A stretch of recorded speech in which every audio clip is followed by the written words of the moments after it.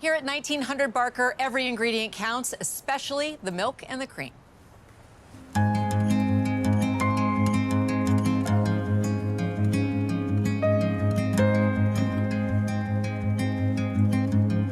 We try to have a really close relationship with all the folks that we work with, both customers and the suppliers that we have, one of which is Hildebrand Farms.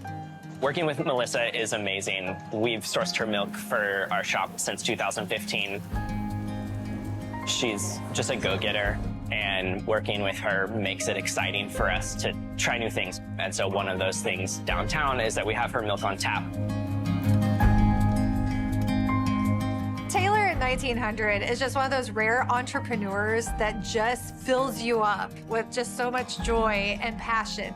So we're doing a special project right now that we're both really excited about and bringing that milk to tap.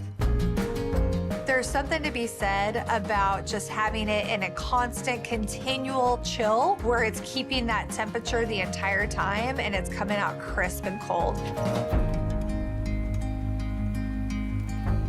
It's easier and less expensive, I would assume, to just have bottles of milk. Certainly. The easy, cheap option is to just buy milk from the store, set it in the fridge.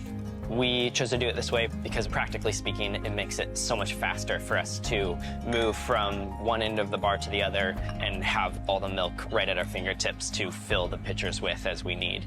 We have a cooler in the basement, and there's a pump attached to a jug of Hildebrand milk down there. Runs about 18 feet through a tube that's glycol chilled up to the tap. And that whole loop sort of stays cool and refrigerated via the glycol. That's how we're able to keep a clean sanitary system, even though the milk's far away from us. You're serious about your milk? I'm very serious about our milk.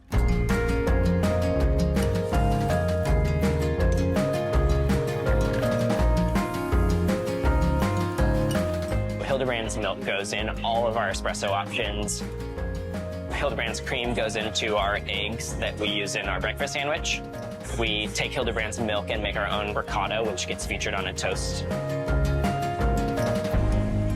Hildebrand's milk is rich, and the taste is so much different, and that stands out in the sweetness and the fat. If the milk's not great, why bother?